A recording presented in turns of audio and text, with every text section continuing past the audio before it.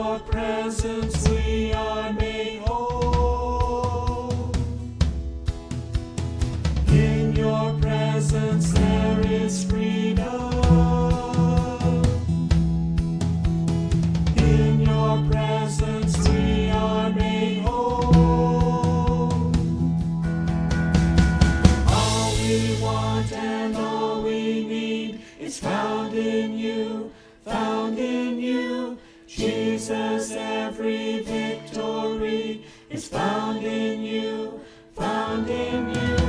All we want and all we need is found in you, found in you. Jesus, every victory is found in you, found in you.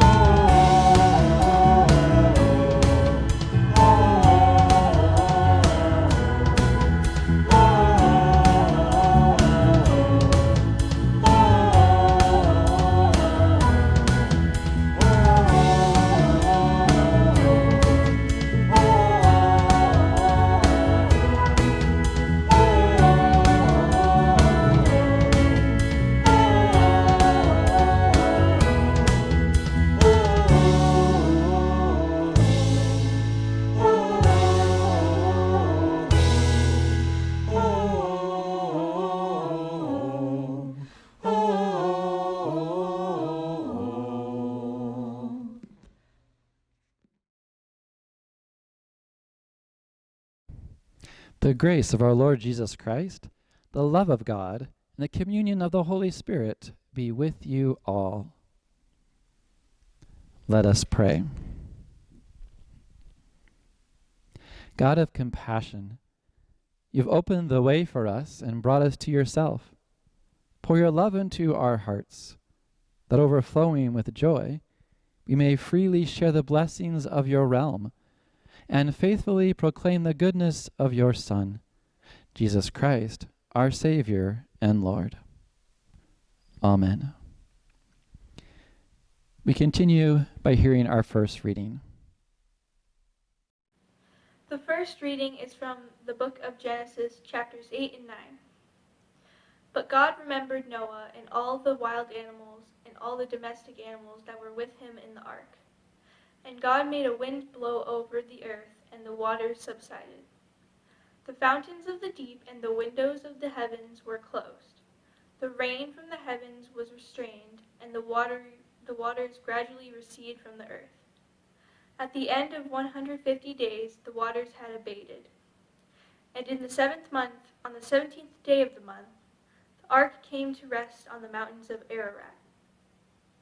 Then God said to Noah, "Go out of the ark, you and your wife, and your sons wives with you.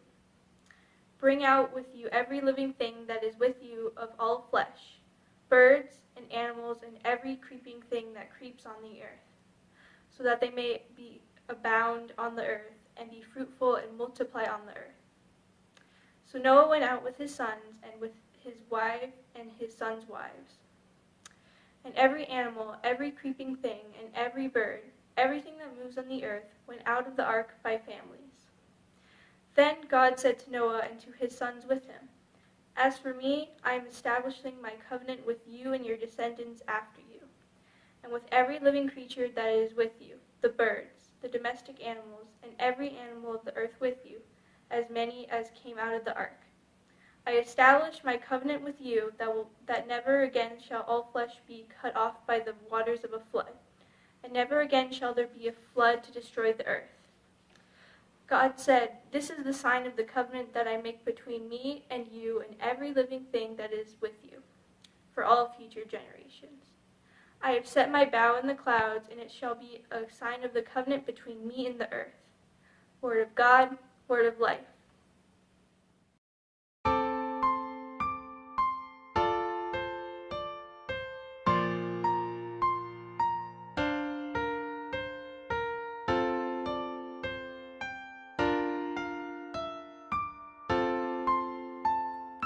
In the morning when I rise, in the morning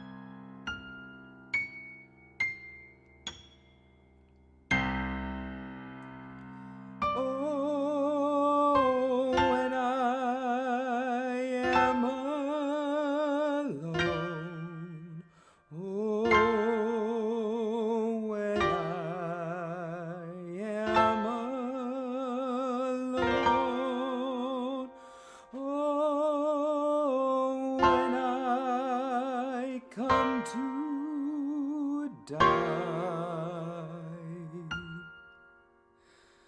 Give me Jesus.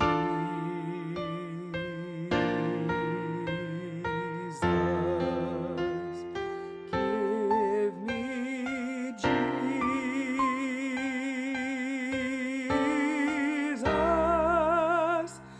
Give me Jesus.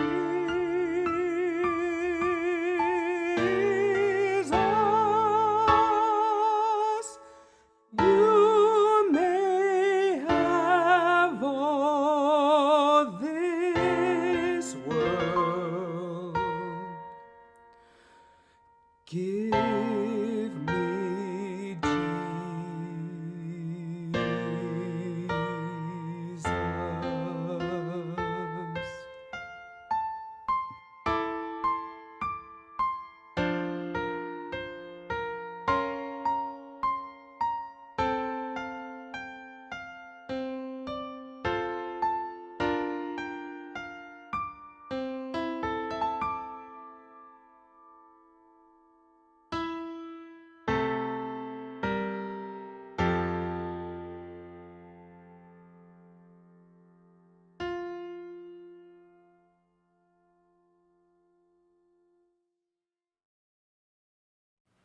The Holy Gospel according to Mark, the 4th chapter. On that day, when evening had come, he said to them, "Let us go across to the other side." And leaving the crowd behind, they took him with them in the boat, just as he was. Other boats were with him. A great windstorm arose, and the waves beat into the boat, so that the boat was already being swamped. But he was in the stern, asleep on the cushion, and they woke him up and said to him, "Teacher, do you not care that we are perishing?"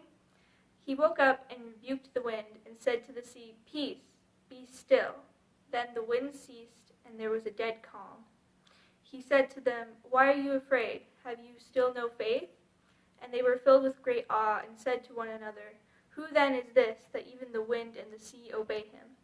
The Gospel of the Lord. This summer, we're doing a special sermon series called Go Tell It on the Mountain, People and Peaks in Scripture. A lot of important things happen on mountains in the Bible. And this summer, we're going to travel to those locations, so to speak, to see the interactions that occur between God and God's people and what it might mean for us today. One of the first mountains that shows up in the Bible was from the book of Genesis, chapter 8. The story in which these mountains show up is about Noah's Ark. After many days of floating through the storm, the rain has finally stopped. We heard in the first reading today then that at the end of 150 days, the waters had abated. And in the 7th month, on the 17th day of the month, the ark came to rest on the mountains of Ararat. In looking at the origins of the word Ararat, biblical scholars have determined that it probably refers to the mountainous region on the borders between modern-day Turkey, Armenia, Iran, and Syria. There is actually a large volcanic mountain in Turkey that now bears the name Mount Ararat. Over the centuries, there's been much speculation about whether or not this was the specific mountain where Noah's Ark could have landed. Lots of would-be archaeologists and explorers have taken pictures and told stories about what they thought could have been the Ark, or evidence of it. Now, most of these theories have been disproven, however. There doesn't seem to be solid evidence that Noah's Ark is actually on that mountain, although there are people who still wonder if it could be. The story of Noah's Ark was always one of my favorites as a child. All the animals being saved two by two, the big boat, the dove that helps Noah find land, and of course the huge rainbow at the end of the story. There's a lot in this tale that can stimulate a person's imagination. As I got older, my imagination also led me to questions about the story. How did all those animals really fit into just that one boat? And what did it feel like to be Noah and his family all alone on the ark for so many days? What about all the people who didn't make it into the ark? Reading the account of Noah's ark again this week led me to a new question, which I hadn't really thought about much before. How would Noah and his family have felt when they finally came out of the ark? They had been cooped up together for many days, perhaps something what it feels like to be in quarantine. There may have been a sense of relief that they could have felt, but the ark had also become their reality for so long that there may have also been a sense of anxiety as they stepped out of that big boat. They might have been afraid of how the world could have changed since that storm started. They might have been concerned about if the waters really had receded far enough. Was it really safe to come out? And there may have been questions about where they would go next. It could have taken courage to come out of the ark.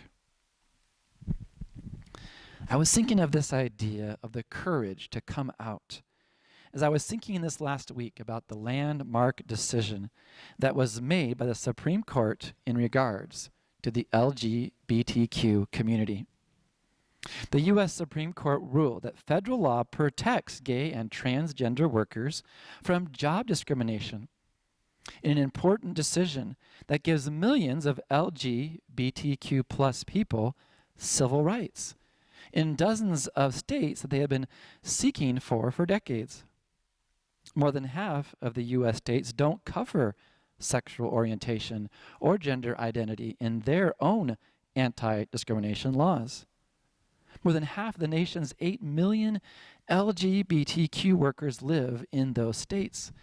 So you can understand what amazing news this must have been for them. And indeed, this was good news for these workers and for those of us who are seeking to be allies of our LGBTQ plus siblings. But it has been a long time coming, and it has taken many brave people willing to put themselves out there to be a voice for their own rights as well as for the rights of others. I was listening to a radio segment this week reporting on the Supreme Court case, and one of the guests they interviewed was a professor, Jennifer Finney Boylan. Her 2003 memoir, She's Not There, A Life in Two Genders, was recognized as the first best-selling work by an openly transgender American. Now, when asked about her reaction to the Supreme Court decision this week, she commented on how there's been a shift in our American culture on this topic, but it wasn't an easy shift. Professor Boylan pointed out that it took hundreds, if not thousands, of LGBTQ people over several decades willing to let themselves be fully known for this kind of change to happen. It took hundreds, if not thousands, of people willing to be completely vulnerable and coming out to their friends, their family members, and their colleagues in order to let them know who they fully are and to take the risk of whether they might be accepted or not. For many of these folks, that risk could have literally meant putting their life on the line. That kind of courage, that kind of coming out, takes bravery to the highest degree. I have personally seen this kind of courage displayed by our bishop of our synod, Guy Irwin. Many of you might know that he is openly gay. And I remember being at the synod convention when Bishop Guy was first elected. I remember being nervous about what the delegates from our local church might be thinking, since I knew they were not fully on board with the idea of pastors being openly gay. In fact, one of them had said he would leave the church if that ever happened. And I wondered how other people in the audience were feeling. Were they judging Guy? I remember feeling nervous for him and thinking he was brave to have come out in the church, and now he's putting himself out for one of the highest offices in our synod. When Guy was elected by a fairly large margin, there was excitement in the room as the reality dawned on us that we had just made history. We had just elected the first openly gay bishop of a Lutheran church ever. But it wasn't long after the surge of excitement that I also felt a sense of fear. A fear of the judgment that might be placed upon our bishop and upon our Lutheran church in Southern California. How would the announcement of this news play out in the evening news? What would other Christians think of us? What would other Lutherans across the United States think about us? What would our congregation back in Camarillo think about us? As Guy gave his acceptance speech, he talked about how he didn't have any illusions of the controversy that his election could cause. He knew the first openly gay bishop of the Episcopal Church had received death threats and had to have worn a bulletproof vest on his consecration Sunday. It was then I realized just how much courage it must have really taken Guy to run for bishop. Since that time, Bishop Guy has served a full 6-year term and has preached and given communion in many of the churches across our synod. Last year, he was elected to a 2nd term. As I mentioned at the beginning of the service today, he just announced that he is now taking a new call as president of Union Theological Seminary in Philadelphia. We are going to miss him as our bishop, but I'm excited for him as I know teaching and academics is one of his passions. Oh, and the church member I mentioned who said he would leave the church if it allowed gay pastors? Well, he actually publicly told our church council that he had voted for Bishop Guy because he thought Bishop Guy had the best speech, and that man is still a member of the ELCA.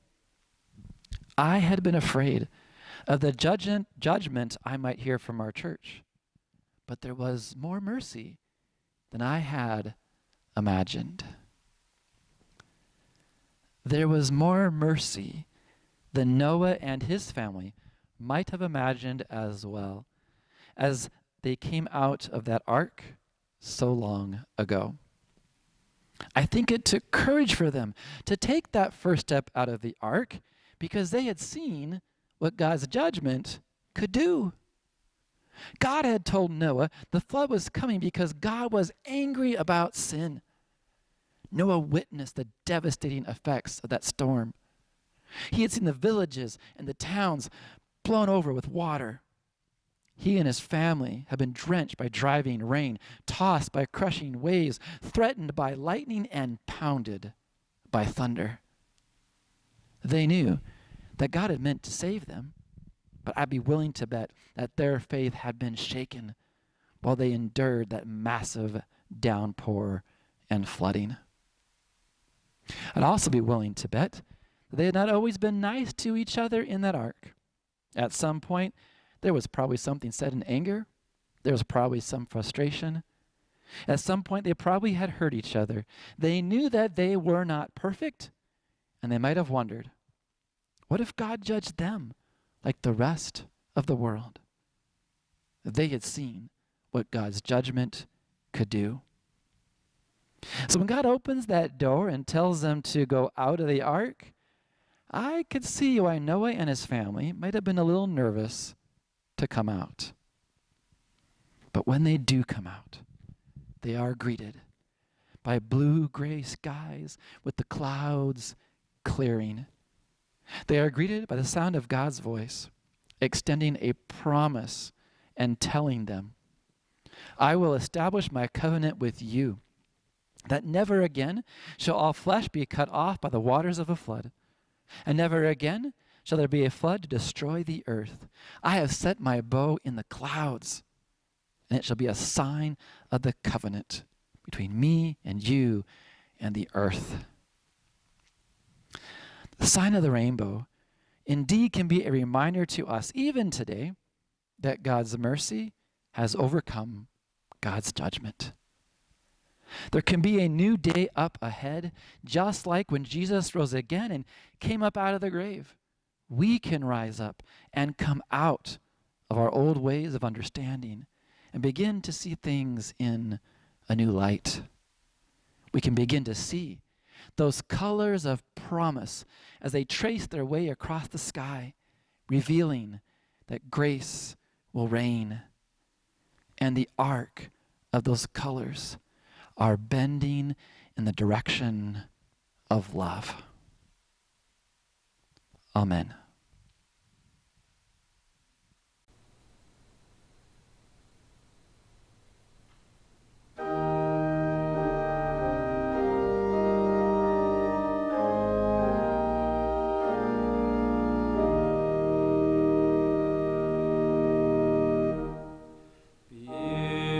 Beautiful Savior, King of creation,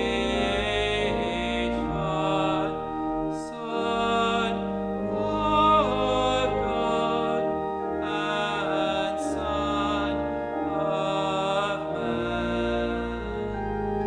Truly I love thee, truly I'd serve thee, light of my soul, my joy, my crown. Fair are the meadows, fair are the woodlands, robed in flowers of blooming spring. Jesus is fairer, Jesus is pure. He makes our sovereign spirit sing.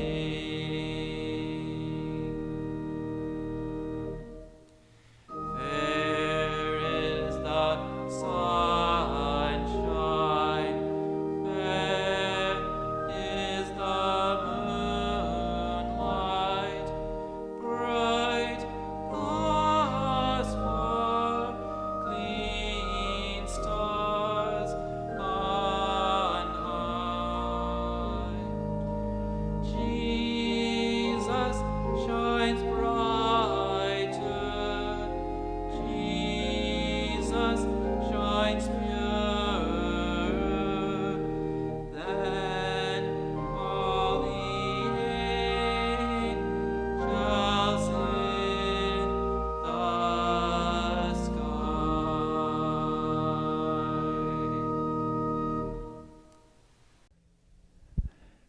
Please join me now as we confess our faith through the words of the Apostles' Creed.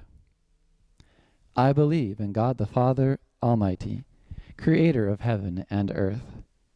I believe in Jesus Christ, God's only Son, our Lord, who was conceived by the Holy Spirit, born of the Virgin Mary, suffered under Pontius Pilate, was crucified, died, and was buried. He descended to the dead. On the third day he rose again. He ascended into heaven. He is seated at the right hand of the Father, and he will come again to judge the living and the dead. I believe in the Holy Spirit, the Holy Catholic Church, the communion of saints, the forgiveness of sins, the resurrection of the body, and the life everlasting. Amen. For our offering today, we're going to celebrate Father's Day. Happy Father's Day to everyone out there, by the way, all the dads and those who have a dad. We want to take a moment now to hear some offering from Julie Ruth, Darren Erickson, Dixie Hansen, Maya Lynch, and Krister Swanson, sharing a word on this Father's Day about something they learned from their dads.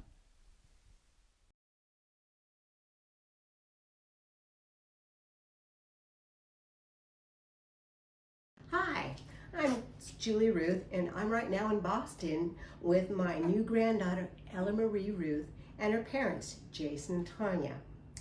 A lesson that my father taught me was the value of music and how it could help you throughout your life.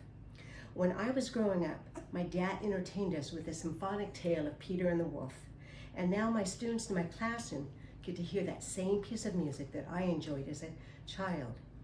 Mozart was played as I often wrote papers in college, thanks to my father. While growing up, my father always made sure we had the radio on or the record player on. I think of him now at this visit whenever I hold Ella and play classical music for her. Music has supported my family through good times and bad. On this Father's Day, I'm grateful for the gift of music that my father instilled in me, and I would like to wish my son a happy first Father's Day and all the fathers in the congregation, happy Father's Day.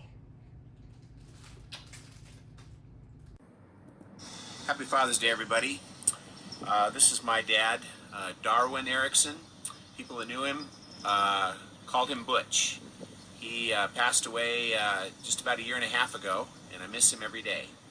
The thing that my dad taught me is the importance of working hard and to be considerate of others. He always stressed that, and I've tried to do that with my life. Work hard and be considerate. I think those are two important things, and I feel very blessed to have a dad like my dad, and I hope all of you have a great day. Hi, I'm Dixie Hansen, and I grew up in a small town in Minnesota where my father was a pastor. I learned to appreciate the life of the church. We lived in a parsonage next to the church, so we were very involved in the upkeep and life of the church. On Saturday, we folded bulletins. We earned money by mowing the church lawn, one of us mowing and the other trimming around the trees. And my sister and I both played the organ for services. I took over as organist after she left for college. I learned to care for the environment. My father grew up on a farm in Iowa and satisfied the farmer in him by planting a vegetable garden every spring. So I grew up eating fresh vegetables. He was a hard worker and never complained about the heat and work of the garden, except one time we were picking strawberries at a pick-your-own-strawberries farm, and it was the only time I heard him complain about that back-breaking work. He was also an environmentalist, picking up litter, walking whenever possible instead of driving. I learned the advantage of routine. He loved routine. He would fix us breakfast in the morning and put us to bed at night, the 2 times of the day he set aside for his children.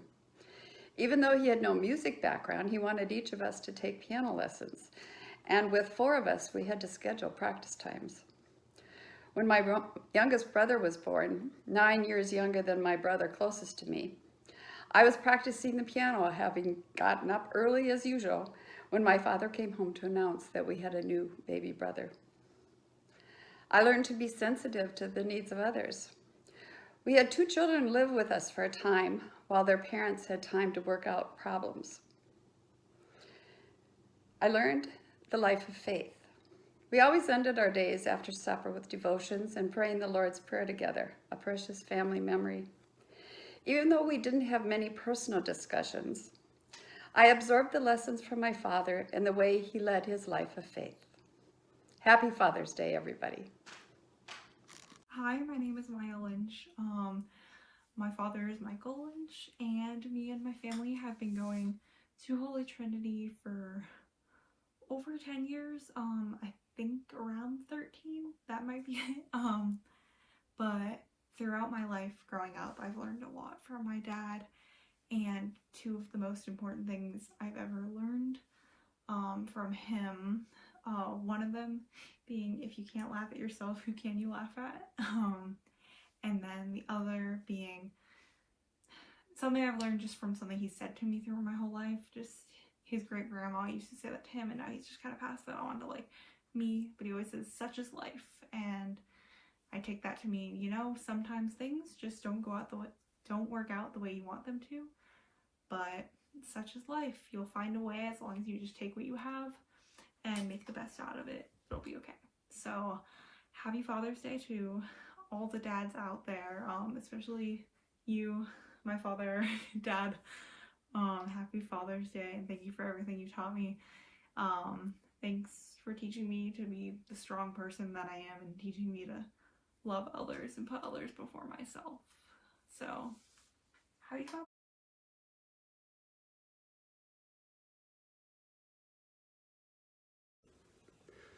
Hi, everybody. My name's Krister Swanson. My dad, many of you knew well, is Jerry Swanson.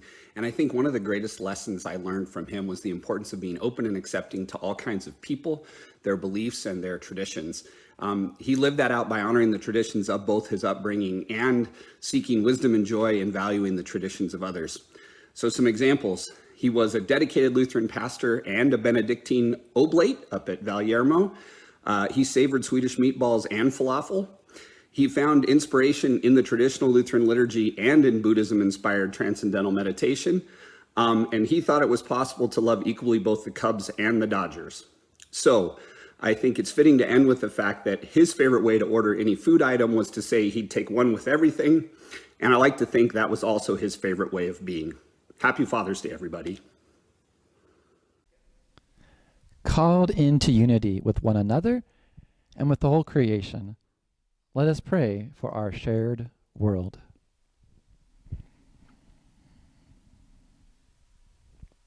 Expansive God, you bring diverse voices together to form your church.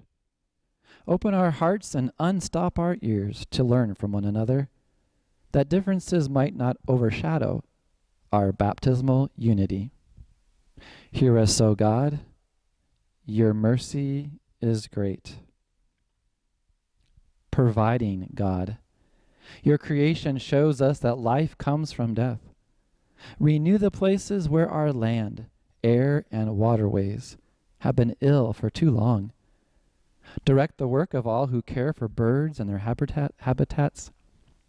Hear us, O God, your mercy is great. Protecting God, sustain and keep us safe and all who work to defend others across the world.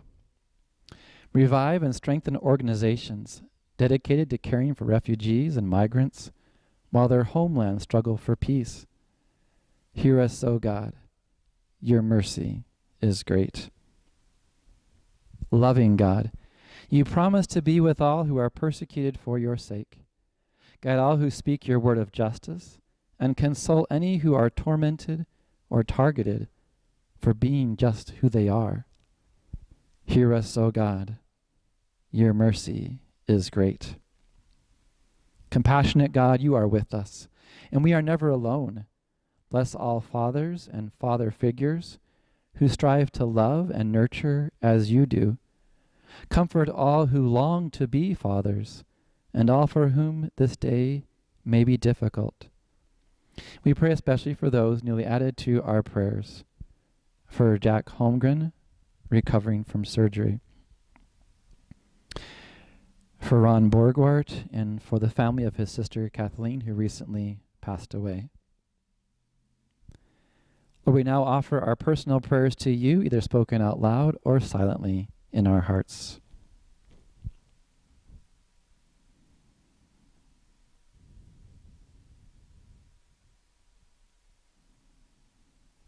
Hear us, O God, your mercy is great.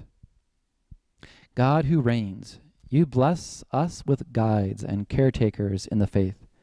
As we give thanks for those who have died, increase our care for one another until we walk with them in newness of life. Hear us, O God, your mercy is great. Receive these prayers, O God, and those too deep for words, through Jesus Christ, our Lord. Amen. Please join me in saying the Lord's Prayer. Today we'll be using the contemporary version with sins. Let us pray. Our Father in heaven, hallowed be your name.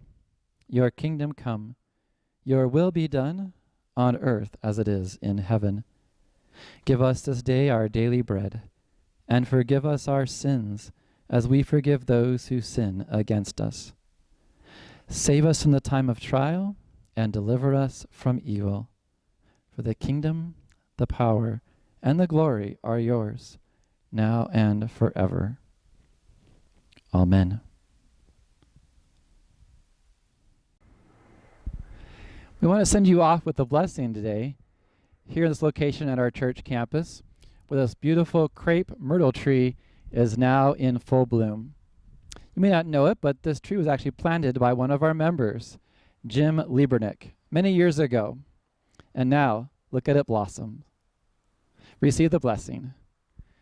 May our Lord bless you and keep you. May our Lord make his face shine upon you with grace and with mercy. May the Lord look upon you with favor and give you peace.